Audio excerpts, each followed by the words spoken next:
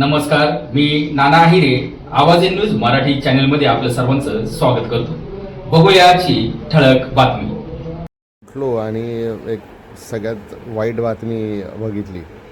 ती वाईट बातमी ही होती की सोनम वांगचुक सरांना सकाळी सकाळी मुघल शासनाने, जे या देशामध्ये मुघलला शासन चालू आहे, त्या मुघल शासनाच्या मुघल पोलिसांनी सोनम सरांना दिल्ली जंतर मंतर उचलून मेडिकलसाठी जबरदस्ती घेऊन गेलेले आहेत. लोकशाही राहिलेली नाही आहे, फक्त मुघलशाही राहिलेली आहे. या मुघलांच्या राज्यामध्ये डॉक्टर बाबासाहेब आंबेडकरांनी निर्माण केलेल्या ह्या संविधानाचा पायमळणी चालू आहे. आपण हे बघू शकता.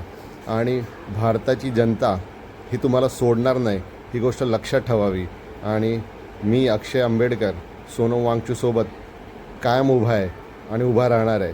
आणि या देशाला जेव्हा जेव्हा गरज पडेल बाबासाहेब आंबेडकरांच्या विचारांची, त्यावेळेस आम्ही सर्व आंबेडकरवादी, सगळे भारतीय आम्ही एकसाथ उभे राहू. आणि सोनम वांगचुकसारख्या जे ॲक्टिव्हिस्ट आहेत, जे या देशासाठी, या देशातल्या जे तरुण आहेत, आमच्यासारखे जे तरुण आहेत, त्यांच्यासाठी उभे राहिलेले आहेत, मी त्यांच्यासोबत राहीन. जय भीम, नमो बुद्धाय, जय हिंद, जय महाराष्ट्र.